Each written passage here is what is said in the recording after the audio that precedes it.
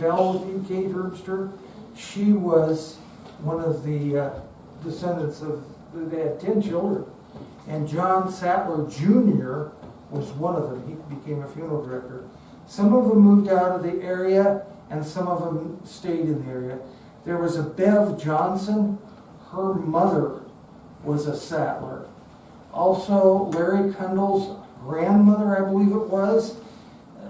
Sandy, does that sound about right? They were related, I don't know. Yeah, they were related. Yeah. somehow. Jermaine Kundle was a Sattler in some way. Yeah, so there's, and then, many of you know, Maxine, you live west of town. Out along the highway, you go west to Louisville, there is a farm that Johnny Sharon lives on. That belonged to the Beckers. And Leon Schmidman and Verla owned that jointly.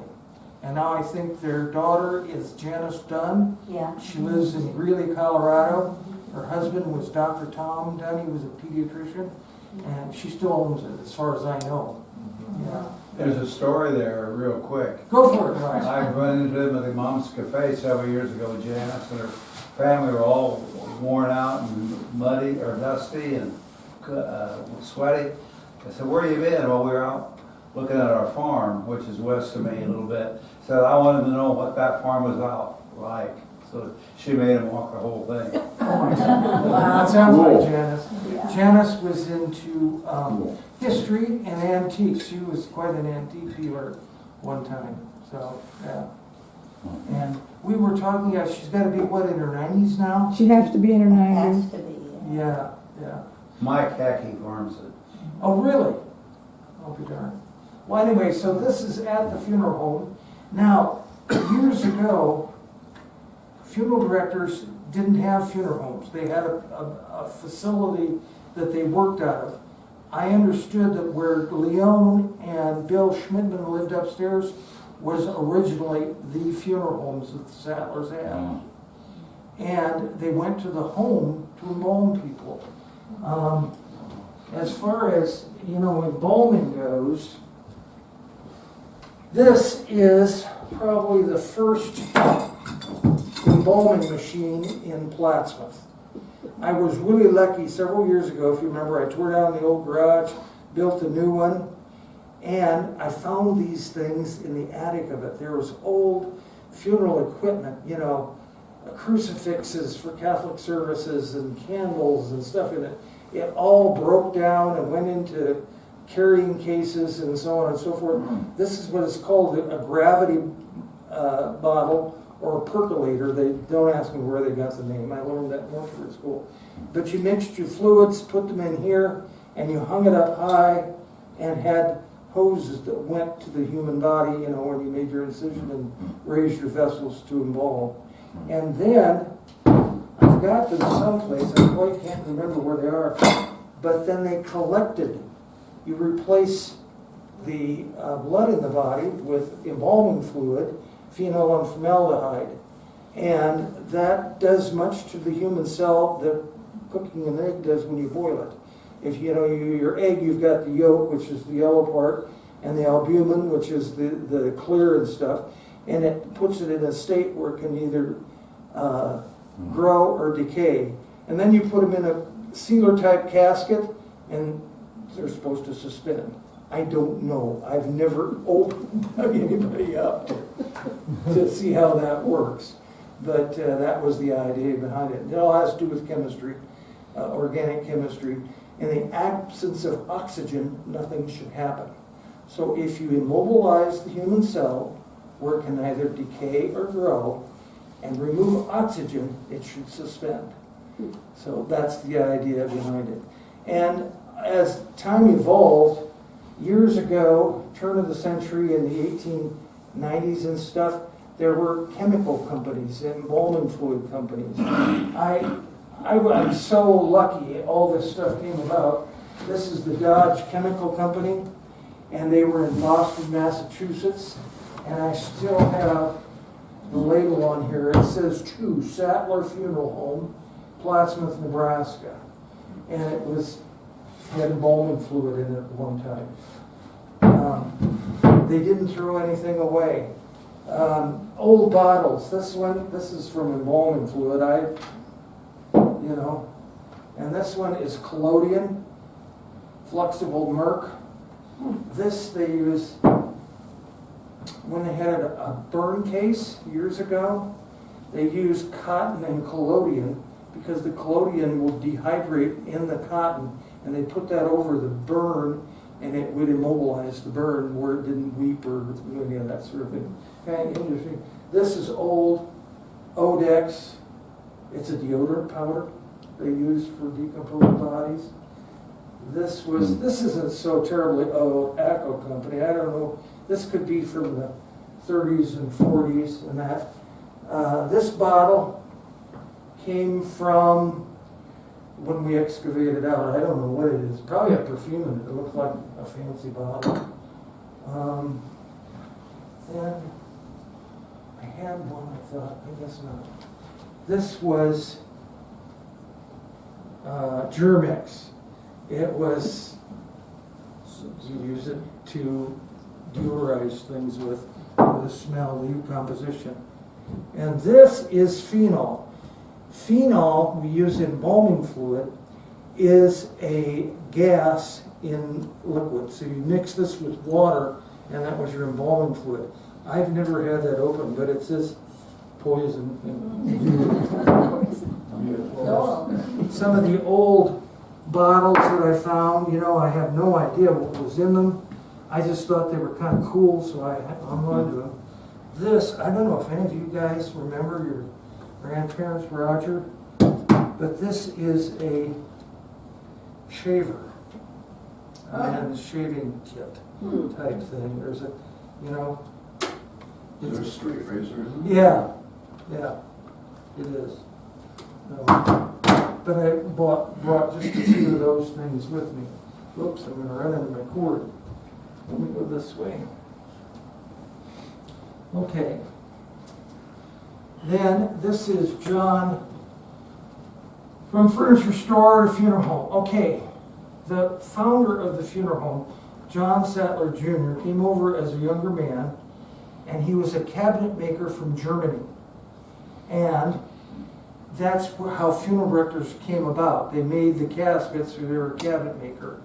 And then they sold the caskets, and then just evolved into funeral homes over the years.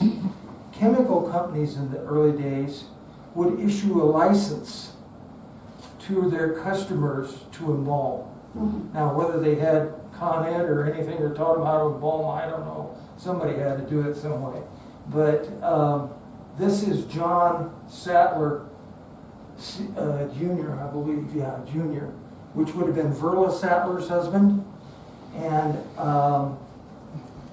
so in 1923, the licensed embalmer was John Sattler Jr. You hear all the stories about John. John liked hooch. And later on, later on in life, he was kind of a hopeless alcoholic, poor guy.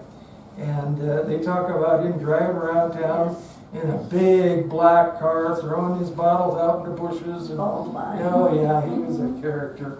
And Verla was just such a sweetheart. She just, some of you remember her. She was a true lady, and very, very, very nice person. But that's his license, and I've got, they didn't throw anything away. I've got old records that date back to the 1800s in big ledger books and stuff. Actually, in the hallway, many of you, if you've come in the back door at the funeral home, you go down that hallway that's got kind of a low ceiling where the stairway goes upstairs. There's a safe in there that we inherited, and it still works. And it's just kind of interesting, some of the stuff. And I think Kate Herbster, her parents may have lived in the funeral home at one time up there. And then, of course, Milo and Laverne lived up there also, raised their family. And Judy and I did when the boys were smaller and stuff. We actually, in 1984, the winter of '84, Christmas time, the crown went out of the boiler and we lost our steam heat. And that started the remodeling and updating things, and we used actually 3 furnaces and air conditioners to reheat and cool. We did that on purpose so we could zone things off. So there's a separate furnace for the upstairs, the living quarters, and 1 furnace for the east half of the funeral home and 1 for the west half of the funeral home. And but down there, so we leveled everything out and we put the prep room in the basement. So the back room used to be the prep room. And there was 1, 2, 3, 4 doors and 2 windows there. And I was always afraid I was gonna get caught embalming or something, and I'm surprised I didn't, you know. But we turned that into what we call the back room. And about the same time, American Disabilities Act came about, where you had to have street level, you know, access and stuff. Well, that's always been street level back there. So it worked out well for us. We put the embalming, the prep room in the basement and down there. Let's see here. Next one. This is just old pictures. This is Mr. Sattler. He moved from Germany. I can't even pronounce the name of it. But there's also, they used, you know, anything in Germany to haul caskets to the graveside and stuff. And actually, I was fortunate enough, it's been maybe 10, 15 years ago, between 10 and 15 years ago, there was a carpenter up in Papillion who had an 1896 hearse. I was able to buy it. You guys, I lucked out. $10,000 was all. You know, the 40, 50 I've seen them for. We lucked out. I was supposed to have it. And so I've got it. And then there are Kenny, I can't think of his last name. He's friends with the Wild Boys. Has matched Percher on horses. And so, you know, we offer that if people want it. And you've seen it in parades and stuff. It's kind of fun. It's so cool. But it also came with a wicker basket, and Sandy and I were talking earlier, that's what their first removal cots were. They were a wicker basket, and they would place the human body in that and then carry out of the hound and so on and so forth. The embalming used to be done right in the home. I also have what they called cooling boards, and they are a table that is maybe about so high, they lay the body on there and do the embalming and stuff. I've got 2 or 3 of those, and I'm so fortunate to have all that stuff. Why do they call them cooling boards? Death, cool off the body. Closer to the ground? Yeah, Cooler? yeah. See, you know, Doc, you're a doctor, you know, heat is a catalyst for Right. anything to happen. You remove heat from anything that's organic, and it slows down the process. And I'm sure that's, somebody coined it years ago. I've heard that in old blues songs where they'll talk about she's on the cooling board. Yeah. That's why I heard it first. Yeah. And I've got Maybe they ran antique cold water through it. embalming, you know, instruments and all that kind of stuff. It's just, I was fortunate, I was very fortunate to be able to get all that old equipment stuff. This is actually John P. Sattler. This is original. I think this is $175 for a complete funeral. Oh my, yeah. What year is that, Keith? That, Like a new baby for 9. 1652. 1929. 1920, is that what it says? Yeah, 1929, yeah. You should And then- offer that as a 100-year.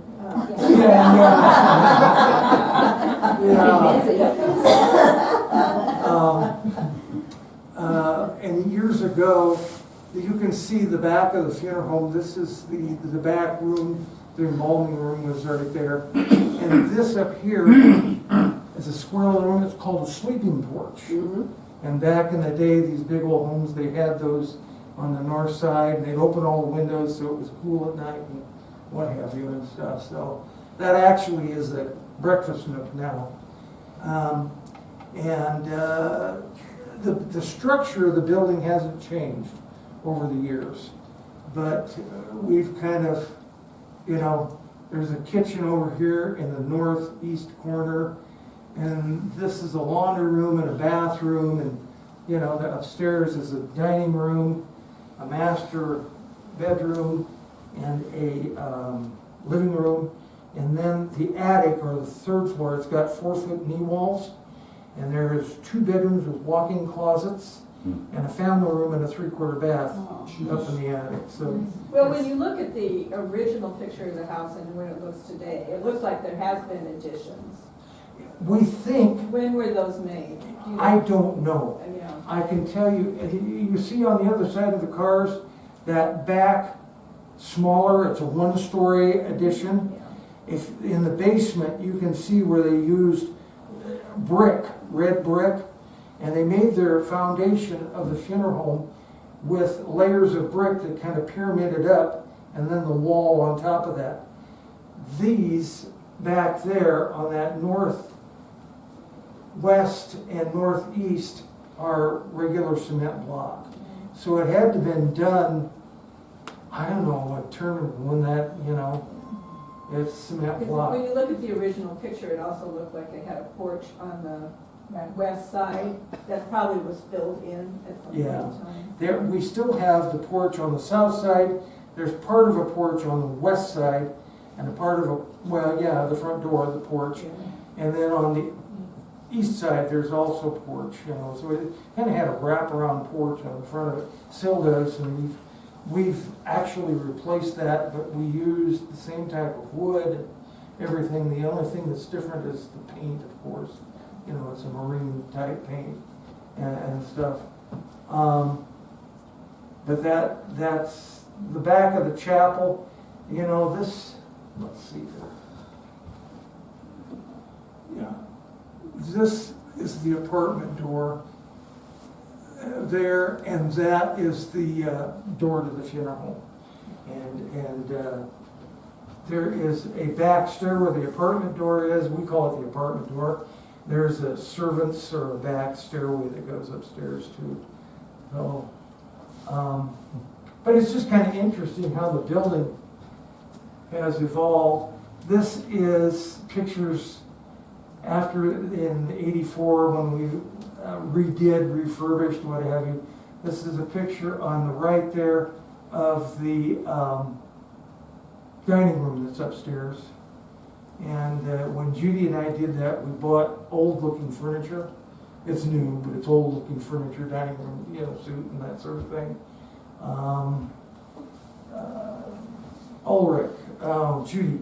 Alice Ulrich helped us with the decorating and things. She had upholsterers and stuff. The chairs they were there eons ago, you know. They just were upholstered. The kidney bean desk that you see in the front foyer, some gal years ago stopped by the funeral home and told me I had to have this desk for the funeral home, and she wanted $300 for it, so I gave her $300, and it's been there ever since. It's just, you know, it fit well, everything. I've been so lucky, all that stuff is just kind of falling in my hands. Is that when you come in the foyer there? Yeah. Yes. Yeah, where you have the. Yeah, usually we have the service folders there and a basket for I have cards. to look at it a little closer. That's the name of those, service folders. Yeah, Well, you just never know what to call them. I know. Bulletins. And service. It's not a folders. program. And It's called a funeral card. the lamp that's on that table, Janice Dunn, when Verla died, told me I could have anything I wanted out of Verla's house. She was like grandma, you know.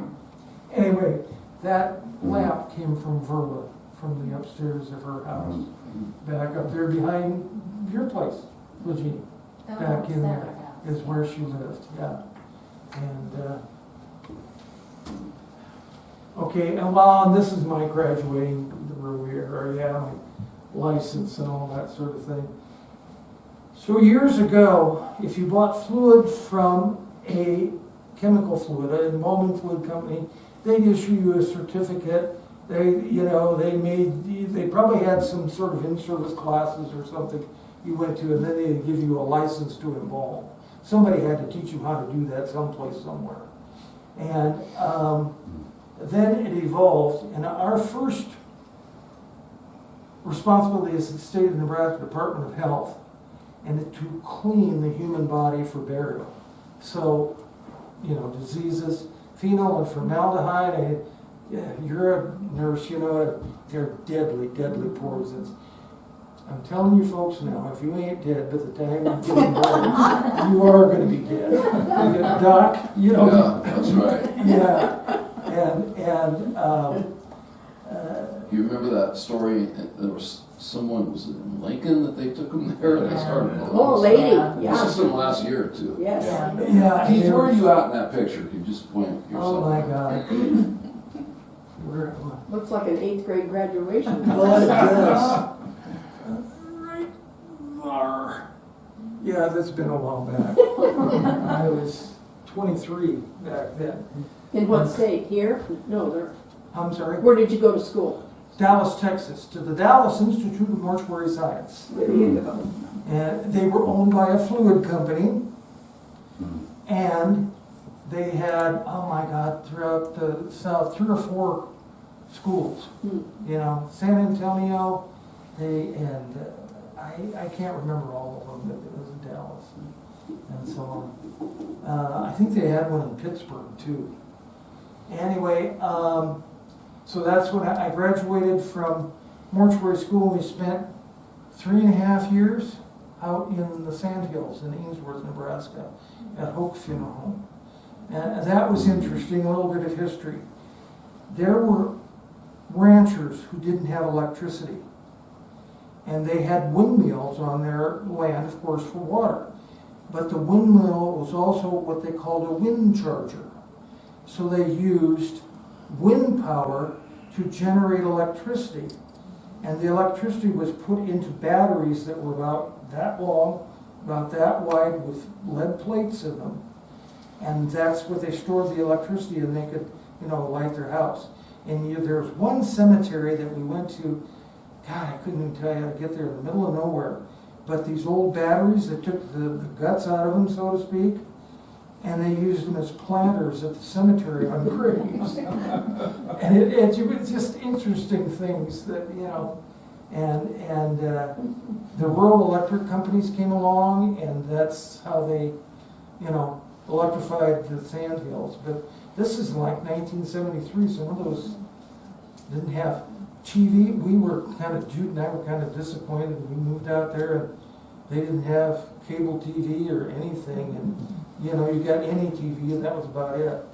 So, but that was, we spent 3.5 years there, then we came to town, and I worked for Caldwell Funeral Home, and I remember Cobby and Tina Caldwell, yeah, and at that time, Caldwell Funeral Home was owned by a gentleman out of Fremont, Nebraska, by the name of Rod Rozanek, and I went to work for him. I got my job. His secretary at that time, I had dated her in high school, and she knew where I was at yet.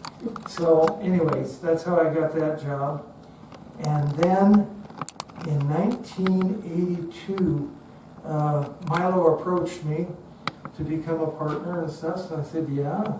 I asked this Rozanek if I ever could buy in, and he always said no, so I did the next best thing and bought into Fussell & Perry Roby Funeral Home. And I will have to say this, for being competitors, John Fussell, Milo Perry, his wife Laverne, and Verla were the sweetest people. I'm sorry I'm getting old, I get emotional, but they accepted Judy and I. We moved in upstairs, and the rest is kind of history. And then I bought the place in 91. We bought the place in 90. She'll chew me out when we get older. In 1991, and you know, bought, paid for, and all that kind of stuff. The picture over there on the left is myself, Judy, Alma Henry. Who else is in there? They worked for us. Jay Speck worked for me for a while. And Art Cupp. he was related somehow to the Ophies. And, but that was Which spec? Jay. Jay. Yeah. Okay, this is what the funeral home looked like.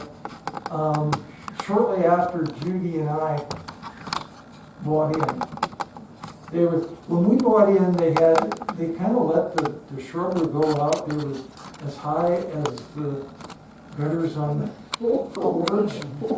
Some of you remember that, it was all, so we tore them out and kind of cleaned up and what have you. And this is pretty much what it looks like today. We've taken my son Jamie is a kind of a Mr. Fix-It, and he didn't like carpeting on the steps and all that. So we removed that, and I don't know, he fixed them somehow, and they're painted now if that gritty stuff's gonna fall. And the front porch had the carpet on it too. That was a thing to do back in the 70s and stuff. And replaced all the wood, and it's all painted. Now we gotta paint it every year, it's just the way it goes. I'll let Jamie do it. And that's it. Keith, can you tell us how you got into the business? Well, this is interesting. I got into the funeral home business I graduated from high school in 1969. And about that time, in junior, senior high school, you get your first suit. And it was all black. I don't know why my parents said that it was black. And they started calling me the Undertaker. And kids, high school stuff. And then I graduated from high school, and I worked in a packing plant. You had to be to work at 5:30 in the morning. Oh my God, you guys. Your first year out of high school, and you wanted to play at night, you know what I mean? And go out with your buddies and stuff. So that didn't last long. Then I worked for a construction company, and that was work. And then I ended up working for a gentleman by the name of Richard Warren in Hooper, Nebraska, which is 7 miles south and east of Scribner, my hometown. And I fell in love with the funeral home business. It was, you got to drive nice cars, you dressed up, you can get your hands dirty a little bit. I know that's not true. And he was such a kind boss. Don't you think we ought to, come on, I got a crappy job. He used a different word. A crappy job, dude. We'll go do this together and get done in half the time, and nobody gets stuck with it. He was just unbelievable as a boss. Anyway, I fell in love with the funeral home business, and he says, you need to go to school. And I says, oh. And so I went to Norfolk Junior College for 2 years.